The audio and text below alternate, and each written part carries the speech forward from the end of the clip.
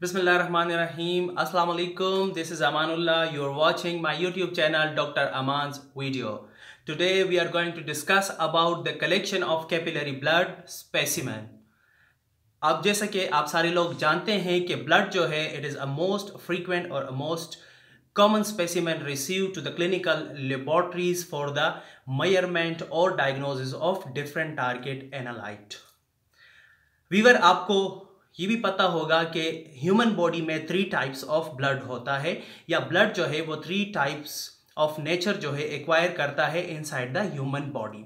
First of all जो blood है वो है वीनस ब्लड। वीनस ब्लड हम उस ब्लड को कहते हैं जो आपके वेन्स हैं उसमें सर्कुलेट करता है और इन द नेचर वो डीऑक्सीजनेटेड ब्लड होता है, यानी कि वो डिफरेंट ऑर्गन को ऑक्सीजन सप्लाई कर चुका होता है और उसके बाद वो सर्कुलेट करता है वेन्स में। वीनस ब्लड जो है ये मोस्ट कॉमनली यूज्ड स्पेसिमेन है फॉर द डायग्नोसिस ऑफ और for the measurement of different target analyte, जो हम लोग वेन से वीनस पंक्चर्स के थ्रू बॉडी से कलेक्ट करते हैं। मोस्ट कॉमनली हम लोग एंटीक्यूबाइटल वेन्स जो आर्म्स के यहाँ पे होता है वहाँ से कलेक्ट करते हैं या टॉप ऑफ द हैंड से हम लोग कलेक्ट करते हैं। दूसरा टाइप ऑफ ब्लड जो है बॉडी में वो है आर्टीरियल ब्लड, जो आपके आर्टरीज में सर्कुलेट करता है। आर्टीरियल ब्लड जो है वो ऑक्सीजनेटेड ब्लड होता है और वो different organ of the body को ऑक्सीजन सप्लाई करता है। आर्टीरियल जो ब्लड है वो रूटीनली हम आर्टरी से कलेक्ट नहीं करते। जो मोस्ट कॉमन इम्प्लीकेशन है आर्टीरियल ब्लड स्पेसिमेन की वो है आर्टीरियल ब्लड गैसेस के लिए, कि जब हमें आर्टीरियल ब्लड गैसेस जो है उसकी ज़रूरत पड़ती है तो फिर हम आर्टरी से ब्लड कलेक्ट करते हैं। मोस्ट कॉमनली हम लोग रेडियल जो आर्टरी है यहाँ से ब्लड कलेक्ट करते हैं और ये एक स्पेशलाइज्ड और ट्रेंड पर्सन का के परफॉर्म करने का प्रोसीजर है, क्योंकि यहाँ पे एरर के चांसेस बहुत ज़्यादा कम होने चाहिए, अदरवाइज सीरियस कंसिक्वेंसेस जो है आप फेस कर सकते हैं। जो तीसरा टाइप ऑफ ब्लड है जो आप कलेक्ट कर सकते हैं फॉर द डायग्नोसिस और for the detection of different target analyte और for the measurements of different analyte और पैरामीटर, वो है कैपिलरी ब्लड स्पेसिमेन और capillary blood sample. As the name indicate वो आप कैपिलरी ब्लड से कलेक्ट करते हैं थ्रू स्किन पंक्चर और dermal puncture. Skin puncture is also known as dermal puncture. जैसे कि आप लोग जानते हैं कि कैपिलरी जो है वो bed of smallest vein which is known as venule and smallest arteries which is known as arteriole। तो arteriole और venules जो हैं आपस में मिलते हैं और यहाँ से जो बेड बनता है उसे हम कैपिलरी ब्लड कहते हैं। तो यहाँ जब हम कैपिलरी ब्लड से थ्रू स्किन पंक्चर या डर्मल पंक्चर ब्लड कलेक्ट करते हैं तो that blood is known as capillary blood specimen. वीवर आपको थोड़ा सा पहले मैं ये बताऊं कि कैपिलरी ब्लड की हमें कब ज़रूरत होती है या हम क्यों किन सिचुएशंस में कैपिलरी ब्लड को कलेक्ट करते हैं। First of all traditionally capillary bloods जो है वो वहाँ पे हम कलेक्ट करते हैं जैसे बहुत ज़्यादा ओबीस पेशेंट है कि वेन जो है वो लोकेट नहीं हो रहा, या बहुत ज़्यादा एल्डर पेशेंट है जिसके वेन बहुत ज़्यादा फ्रिजाइल है, या सीवियर बर्न पेशेंट है कि आपको वेन जो है नहीं मिल रहा तो आप स्किन पंक्चर के through capillary blood specimen collect करते हैं, या इन्फेंट है, पीडियाट्रिक्स में बहुत ज़्यादा फैशन है कैपिलरी ब्लड कलेक्शंस का। इसके अलावा जो आजकल लेबोरेटरी साइंसेज में जो पॉइंट ऑफ केयर टेस्टिंग या रैपिड टेस्टिंग जिसे हम कहते हैं, यानी कि at the site of the care of patient जो टेस्ट परफॉर्म किए जा सकते हैं, तो उन टेस्ट की ग्रोइंग की वजह से, ग्रोइंग फिनोमिना की वजह से कैपिलरी ब्लड कलेक्शन की स्पेसिमेंस बहुत ज़्यादा इंपॉर्टेंट हो गया है। जैसे हम लोग आईसीटी के थ्रू डिफरेंट जो है प्रोसीजर परफॉर्म करते हैं। अगर कार्डियोलॉजी में आप देख ले तो ट्रोपोनिन 1 जो है वो at the site of the point care perform किया जाता है, या अगर आप मलेरिया की टेस्टिंग की बात कर ले जो आईसीटी के थ्रू हम परफॉर्म करते हैं, या इसके अलावा मोस्ट कॉमनली जो लोगों पे डायबिटिक के पेशेंट जो हैं वो घर पे जो ग्लूकोज टेस्ट करते हैं तो उनको ब्लड स्पेसिमेन कलेक्ट करना होता है तो वो कैपिलरी ब्लड जो है वो कलेक्ट करते हैं। तो इसलिए कुछ जगहों पे चॉइस ऑफ स्पेसिमेन ही जो है कैपिलरी ब्लड स्पेसिमेन होता है और कुछ जगहों पे हमारे पास दूसरा ऑप्शन नहीं होता तो हम फिर कैपिलरी ब्लड की तरफ जाते हैं और कैपिलरी ब्लड्स को कलेक्ट करते हैं और फिर उससे डायग्नोसिस या एनालिसिस जो है वो हम परफॉर्म करते हैं। So now come to the point collection of capillary blood specimen. First of all आपको ये पता होना चाहिए कि जब हम कैपिलरी ब्लड कलेक्ट कर लेते हैं तो कैपिलरी ब्लड जो है वो मिक्सचर होता है आर्टीरियल ब्लड का, वीनस ब्लड का, इंटरस्टिशियल फ्लूइड का और इंट्रासेलुलर फ्लूइड का। क्योंकि ये हम वेन से या आर्टरी से कलेक्ट नहीं करते, बल्कि हम कैपिलरी ब्लड पे स्किन पंक्चर करते हैं। तो when we perform skin punctures, तो वो वेन्यूल्स को, आर्ट्रियोल्स को और इंटरस्टिशियल फ्लूइड को और सेल्स को सबको पंक्चर करता है। तो जो आर्टीरियल ब्लड स्पेसिमेन होता है, it is the mixture of these 4 component. Now first of all, what are the right sites of skin puncture for the collection of capillary blood specimen? Most commonly जो adult है या more than 8 year के जो children है, sorry not more than 8 year के जो children है, जो मोर देन 6 मंथ के हैं या जो उनका वेट जो है वो 10 kg से ज़्यादा है, तो ऐसे पेशेंट्स में हम लोग जो स्किन पंक्चर परफॉर्म करते हैं तो वो फिंगर पे परफॉर्म करते हैं, फिंगर ऑफ द हैंड पे। Now what is the correct which is the correct finger of which is the correct finger for skin puncture? तो स्किन पंक्चर के लिए जो करेक्ट फिंगर है वो है रिंग फिंगर या मिडल फिंगर। इसको आप थर्ड या फोर्थ फिंगर भी कह सकते हैं। तो these 2 are the right finger for the skin puncture. क्यों? क्योंकि एक तो ये लेस केलाउस्ड है। केलाउस्ड क्या है? केलाउस्ड कहते हैं हार्ड स्किन को। तो जब लेस केलाउस्ड है तो इट मीन दैट कि इनका जो स्किन है, अदर फिंगर जो इंडेक्स फिंगर है या जो थंब है, इनके मुकाबले में वो लेस केलाउस्ड है, लेस हार्ड है। और दूसरी बात ये है कि यहाँ पे नर्व्स की एंडिंग कम है, तो इसलिए यहाँ पे जो पेन सेंसेशन है वो कम होती है comparatively to thumbs and index finger. तो इसलिए they are less callused and they are less innervated, यानी कि यहाँ पे नर्व सप्लाई कम होती है, तो इसलिए जो पेन सेंसेशन है वो भी कम होती है। और लिटिल फिंगर से हम लोग इसलिए फिंगर प्रिंट नहीं करते कि स्किन और बोन के बीच जो डिस्टेंस है वो इतना ज़्यादा कम है कि हम लोग इतना डीप पंक्चर परफॉर्म नहीं कर सकते कि हमारे पास adequate capillary blood specimens collect हो जाए। तो इसलिए जो चॉइस रहता है फिंगर्स का वो इन 2 फिंगर्स का रहता है। Now which is the correct site of puncture? अब इस उंगली में हम लोग पंक्चर्स कहाँ पे बनाएंगे? सो ऑफ कोर्स मैं थोड़ा सा कैमरे के करीब अपनी उंगलियां लाता हूँ। जो टिप्स है, तो आपने इन टिप्स ऑफ द फिंगर पे प्रिक नहीं करना, क्योंकि यहाँ से डिस्कम्फर्ट भी ज़्यादा होता है और ये ज़्यादा फ्लैशी और हार्ड एरिया है।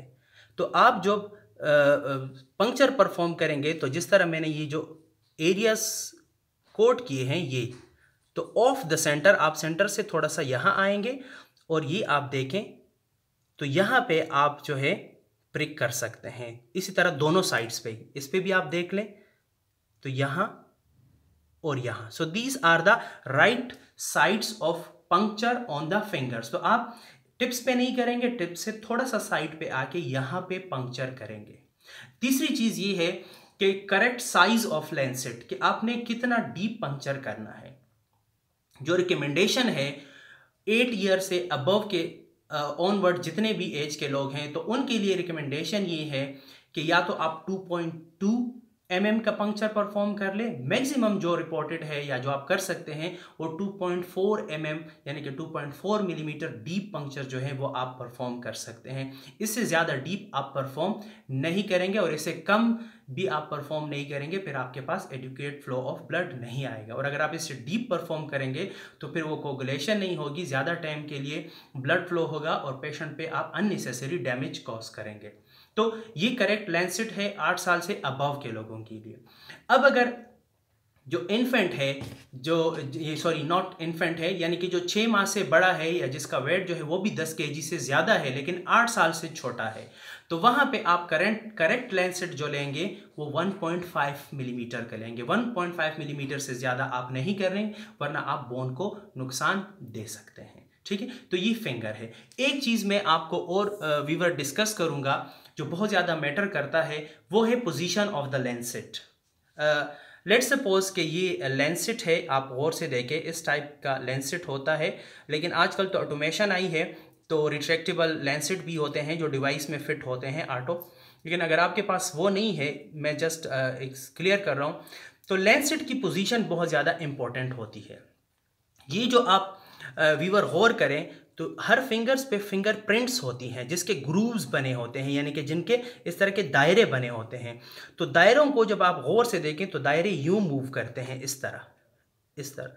तो लैंसेट की पोजीशन आपने इस तरह पैरेलल नहीं रखनी, यानी कि इस तरह पैरेलल आपने कभी भी कट नहीं करना, इस तरह पैरेलल। जब आप पैरेलल कट करेंगे तो ब्लड जो है उसका ड्रॉप नहीं बनेगा, बल्कि ब्लड जो है वो ग्रूव्स में फ्लो होगा। तो फिर आप स्कूप से, स्क्रैपिंग से ब्लड कलेक्ट करेंगे, जो फिर आपके एनालिसिस को जो है इफेक्ट कर सकता है। इसलिए आपने हमेशा जो आपके लैंसेट है उसकी जो पोजीशनिंग है वो परपेंडिकुलर टू द ग्रूव रखनी है। मैं थोड़ा सा व्यूअर को कोशिश करता हूं कि क्लियर हो जाए। तो ये जो ग्रूव है आपने इस तरह परपेंडिकुलर रखनी है, ये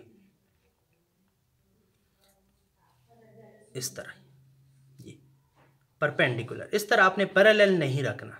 अगर मैं लेट से यहां से एग्जांपल देता हूं तो इस तरह आपने पैरेलल नहीं रखना, ये आपने इस तरह परपेंडिकुलर रखना है ग्रूव्स के, इस उंगली पे नहीं, राइट फिंगर पे, ठीक है ना।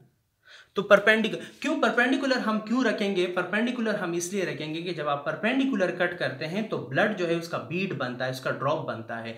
लेकिन अगर आप पैरेलल टू द ग्रूव्स जो है प्रिक बनाते हैं तो फिर ब्लड ग्रूव्स में फ्लो होता है और आपके पास ड्रॉप नहीं बनता। तो इसलिए पोजीशन ऑफ द लैंसेट जो है वो भी बहुत ज्यादा मैटर करता है। दूसरी चीज कि आप इसके अलावा कहाँ से प्रिक करके जो है कैपिलरी ब्लड स्पेसिमेन कलेक्ट कर सकते हैं। एज आई टोल्ड यू कि पीडियाट्रिक में, इन्फेंट में ये बहुत ज़्यादा चॉइस ऑफ स्पेसिमेन है। तो पीडियाट्रिक में आप स्किन पे यानी कि इन्फेंट पे जो 6 मंथ से कम है या जिनका वेट जो है वो 10 kg से कम है, तो उनमें आप फिंगर पे प्रिक नहीं करेंगे। वहाँ आप प्रिक करेंगे हील ऑफ द फुट, यानी कि हील जो है उस पे आप प्रिक करेंगे। मैं थोड़ा सा कोशिश करता हूँ, मैंने कागज़ पे एक डायग्राम बनाया था कि अगर उससे क्लियर हो सके तो मैं उस पर कोशिश करता हूँ। ये जो हील है, ये जो सरफेस है ये सोल ऑफ द फुट है, जिसको हम उर्दू में तलवे कहते हैं। तो ये तलवा है, प्लांटर सरफेस जिसे कहते हैं एनाटमी में, तो दैट इज प्लांटर सरफेस। तो प्लांटर सरफेस पे आपने मोस्ट मीडियल या मोस्ट लेटरल जो एरिया है जो मैंने शेड किए हैं, यहां से आप प्रिक करेंगे। इसके अलावा किसी भी एरिया से आप प्रिक नहीं करेंगे। और again correct size of the Lancet बड़ा मैटर करता है। तो यहाँ पे भी आपने 2 मिलीमीटर जो है वो प्रिक करना है, 2 मिलीमीटर डीप प्रिक करना है, इससे ज़्यादा डीप नहीं करना। और अगर प्रीमेच्योर बेबी है जिसका वेट 3 kg से कम है, तो वहाँ पे फिर आपने 0.85 मिलीमीटर डीप प्रिक करना है। उसके लिए अपने लैंसेट आते हैं। तो करेक्ट लैंसेट और correct position of the Lancet जो है ये भी बहुत ज़्यादा इंपॉर्टेंट है during the collections of capillary blood specimen. इसके अलावा ईयर लोब से भी traditionally capillary blood specimen collect होता था। अब बहुत ज़्यादा इसको डिस्करेज किया जाता है, क्योंकि जो हम मेजरमेंट करते हैं तो टारगेट एनालाइट्स पे अक्सर जो है वो इफेक्ट आता है, क्योंकि ब्लड फ्लो जो है ईयर लोब से बहुत ज़्यादा स्लो होता है, जिसकी वजह से ब्लड बहुत ज़्यादा थिक होके आता है।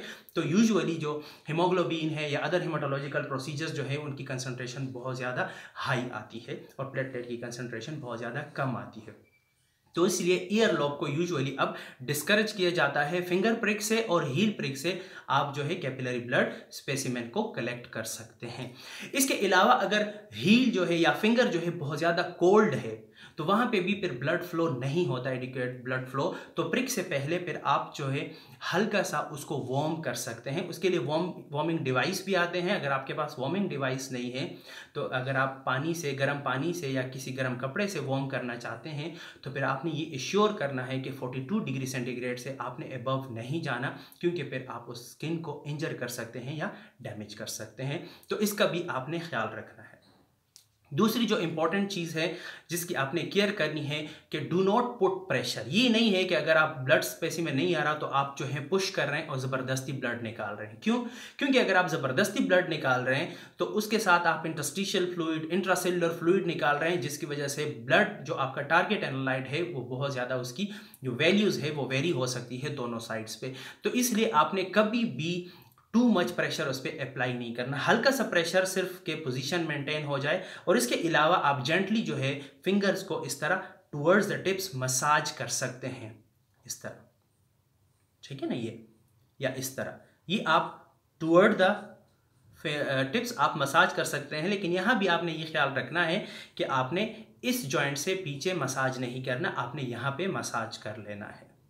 दूसरी चीज़, कुछ टेस्ट के लिए ये रिकमेंडेड होता है, स्पेशली जब आप हेमाटोलॉजिकल प्रोसीजर्स करते हैं तो वहाँ पे ये रिकमेंडेड होता है कि फर्स्ट ड्रॉप जो है उसको आप डिस्कार्ड कर दें।